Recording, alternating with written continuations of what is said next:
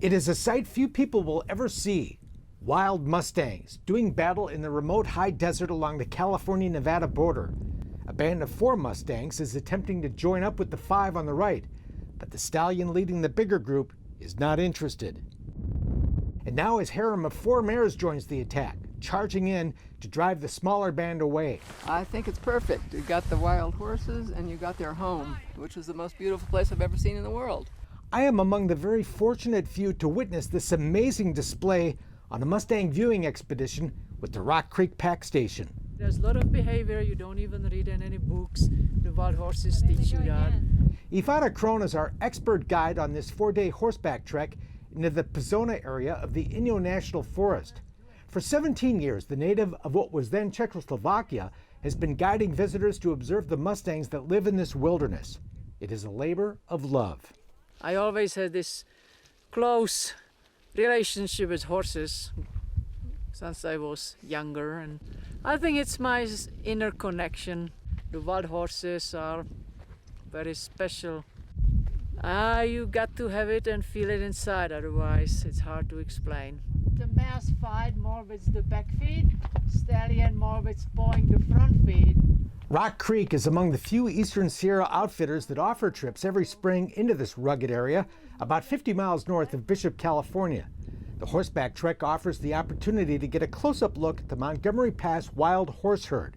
Several hundred animals, often roaming in small bands, have called this area home for hundreds of years.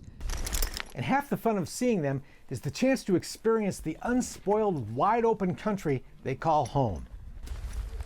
Awesome country, huh? It's beautiful. Our group of about a dozen adventurers, led by expert wranglers, first left civilization behind for a half-day ride to the base camp we'd call home for the next few days. Every morning we'd mount up on well-trained horses and 1 mule to ride out in search of the sometimes elusive Mustangs. We hit the jackpot that day we saw that skirmish between the 2 bands, but even when the Mustangs kept out of sight, their signs were everywhere.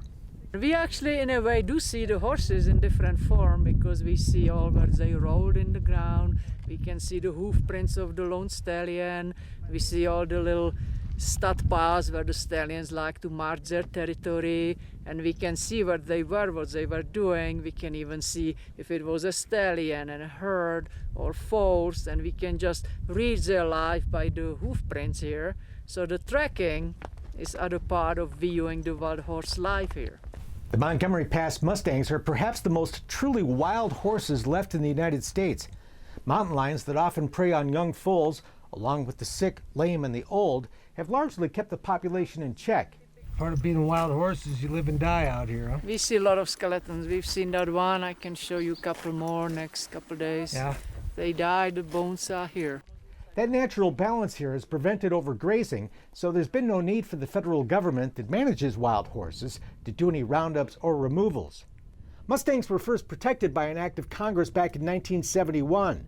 Before then, so-called Mustangers were free to take whatever horses they could trap and capture. And they'd run the Mustangs from the top of the canyon down into this. We come across some relics of that bygone age as we ride through a canyon. So that old piece of wood, it's really old, you can tell. So that's the end of the gate, and so they just you could pick that up and swing it over here and close it.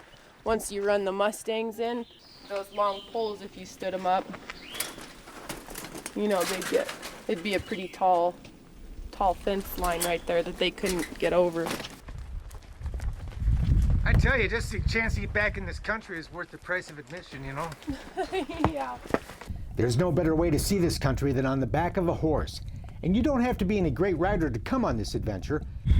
Great mule that I have to ride on, Gem.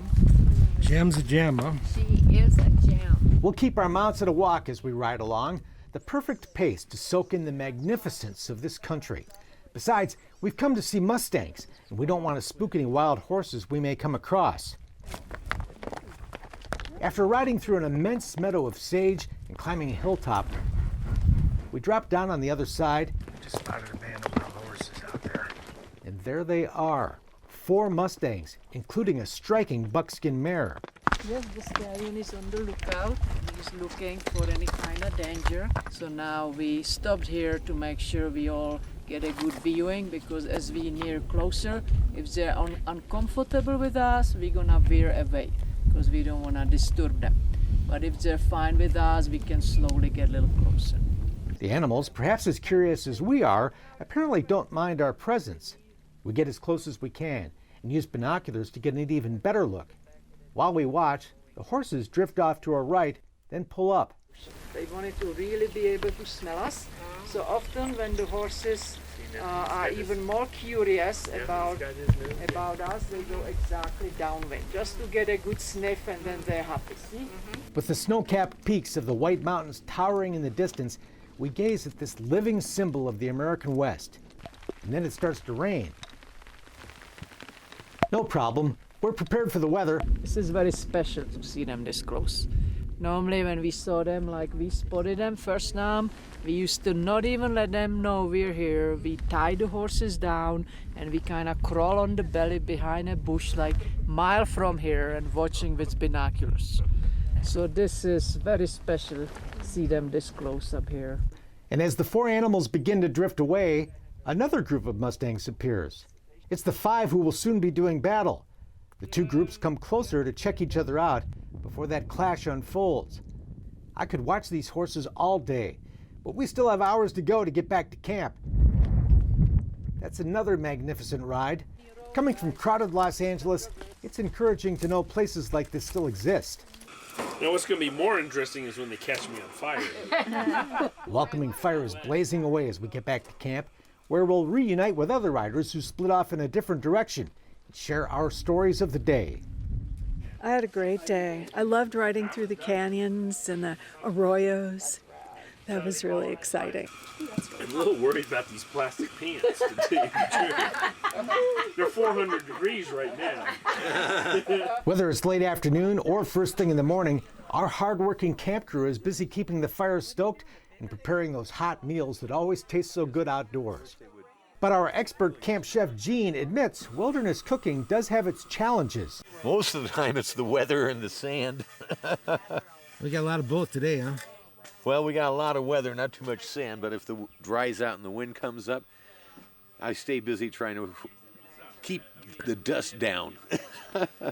This is a roughing it adventure, and we'll sleep in tents.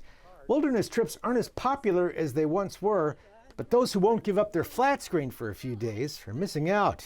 I'm not great on sleeping outdoors, but hey, you know, it's the price you pay for such a wonderful time. Yeah.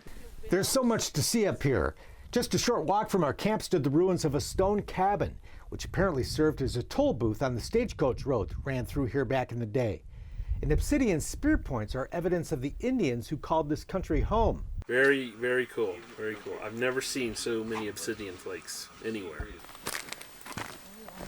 Ivana showed us the remains of an old Paiute camp. So what you guys see here is actually an entire base structure left behind. And this is like this round dwelling which used to be used with the heights and the, you know, little branches to cover up, and this was the round frame of it. And the long poles standing up against a tree were used to harvest pine cone nuts, poles that may have been standing there for more than a century. How we know this is not just a regular piece of wood laying here, right? This doesn't come from any kind of tree which grows here, anywhere near here. This is willow.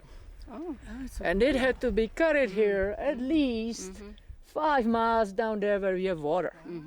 Steps away we see the stone carvings left behind by the more ancient residents of this place, mysterious petroglyphs on the face of a stone wall, a place Ivana calls an outdoor temple.